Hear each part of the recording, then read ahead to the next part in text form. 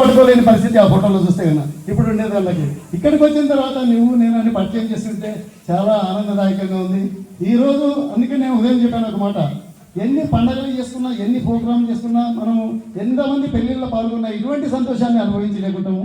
ఆ ఫోటో చూస్తేనే మన ఈ మిత్రులను కలుసుకుంటే అంత ఆనందదాయకం వేస్తుంది. ఇంకా గురువు గారులను చూసిన తర్వాత అప్పుడు వాళ్ళు కొట్టిన దెబ్బలు, వాళ్ళు చెప్పిన చదువులు అన్నీ గుర్తుకొచ్చి చాలా సంతోషం వేసింది. ఈరోజు ఎంతో సుదినమైనటువంటి రోజు ఈరోజు. కాబట్టి మనం ఈ దినంని లైఫ్లో ఎప్పటికీ మర్చిపోలేము. ఇందాక పాండు చెప్పినట్లు కూడా మనం ఎన్నో శుభ సందర్భాల్లో కలుసుకోవాల్సి వస్తుంది, కలుసుకోవాలి కూడా అందరము. ఇంకా నా జీవిత చరిత్రకు వచ్చినానంటే నేను ఒక చెప్పాను కదా, ఒక 10th క్లాస్ మాత్రం ఇంకా చదివినాను. అయితే అది కూడా చెన్నిపాటి నుంచి జర్నీ చేసుకుంటూ రోజు వచ్చి పోయేవాళ్ళము. కాబట్టి మిత్రులందరికీ నేను పరిచయం తక్కువ ఉంటాను, ఎందుకంటే రావడము పోవడమే సరిపోతుంటుంది. ఇక్కడ ఆటలు పాటలు కూడా వచ్చేది ప్రేయర్ అయితే అప్పుడు వస్తుంటే లాస్ట్ ఆడ నిలబడి సార్లు కట్ట తీసుకొని కొడితే మళ్ళీ లోపలికి కూర్చుంటుంటేవి. ఆ విధంగా ప్రేయర్ కూడా టైం అంటుకోలేకపోతుంటే కాబట్టి మళ్ళీ సాయంకాలం వెంటనే వెళ్ళిపోవడము. కొంచెం పరిచయం తక్కువ ఉంటాను, అయినా కూడా సాధ్యమంటే నేనైతే అందరినీ ఇప్పుడు ఐడెంటిఫై చేసి గుర్తుపెట్టుకున్నాను. నేను 10th అయిపోయిన తర్వాత ఇంటర్ అలంపూర్లో చదివినాను. ఇంటర్ అయిన తర్వాత డిగ్రీ కర్నూలు చదివినాను. డిగ్రీ డిస్కంటిన్యూ చేశాను.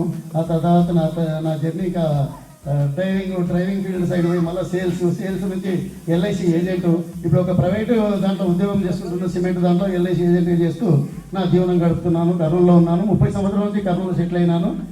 నాకు 2 కుమార్తెలు. పెద్ద అమ్మాయి సాఫ్ట్వేర్ చేసింది, జాబ్ చేస్తుంది. ఆ అమ్మాయికి పెళ్లి చేశాను, పాప పుట్టింది. వాళ్ళు కూడా సాఫ్ట్వేర్, వాళ్ళు హ్యాపీగా ఉన్నారు. ఇంకో చిన్న అమ్మాయి బీఫార్మసీ చేసింది.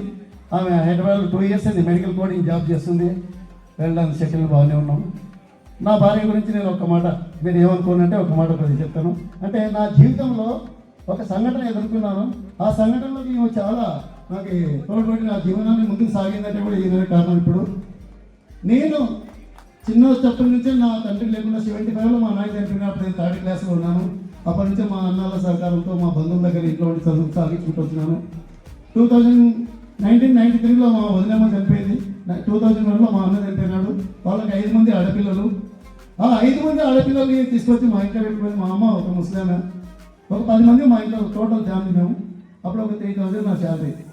దాంతోనే మా భార్య తోడ్పాటుతో అందరం జీవనం గడిపిస్తూ ఇప్పటికీ ఆమె సహకరించింది కాబట్టి నా సంసారం నెక్కుకొచ్చి నేను ఆ 5 మంది అన్నపిల్లలకి మేమిద్దరం ఆ భగవంతుని సహకారంతో, గురువుల సహకారంతో పెళ్ళిళ్ళు చేసి ఇప్పటికి వాళ్ళని చూసుకుంటున్నాం.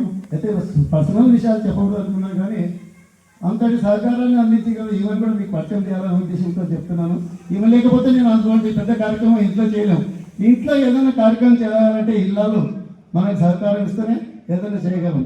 కాబట్టి అటువంటి మహోన్నతమైనటువంటి కార్యక్రమంలో ఈమె ముందుండి ఆ కార్యక్రమం నడిపించింది. కాబట్టి ఆమెకు మనస్ఫూర్తిగా నా ప్రేమ సుమాంజలి చెప్పుకుంటూ ధన్యవాదాలు చెప్తున్నాను. మీకు ఎక్కువ టైం తీసుకుంటే ఏమనుకోవద్దండి దయచేసి.